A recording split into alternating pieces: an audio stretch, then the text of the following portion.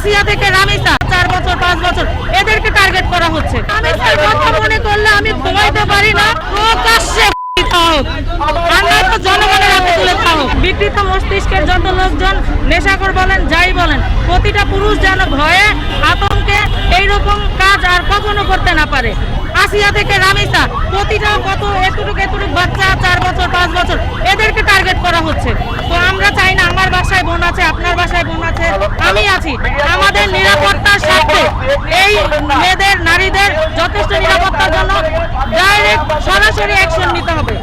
সরাসরি অ্যাকশন নিয়ে তারপরে বিচার করতে হবে, যেন প্রতিটা পুরুষ জাতি যারা এরকম বিকৃত মস্তিষ্কের তারা যেন এইরকম কাজ করতে 100 বার চিন্তা করে। তাদেরকে পাবলিকের সামনে বিচারটা করা হবে, পাবলিকের সামনে তাদের বিচারটা করতে হবে। আমি আপনাদের মাধ্যমে এটা আমাদের সরকারি যত পর্যায়ে আছে আমি জানাতে চাই যে লামিসা তার বিচারটা যেন সরাসরি প্রকাশ্যে হয়। কারণ এইরকম মাথা কেটে হাত পা কেটে একটা বাচ্চা মানুষের মানে কতটা কষ্ট হয়েছে। আমি 2 দিন বাসায় ভাত খেতে পারি না, আমি ঘুমাইতে পারি না। এই লামিসার কথা মনে করলে আমি ঘুমাইতে পারি না যে এই মেয়েটা এইভাবে কিভাবে কষ্টটা সহ্য করলো।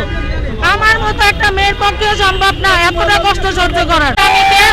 এবং আসামির ওয়াইফকে প্রকাশ্যে আমরা তো জনগণের হাতে তুলে খাও।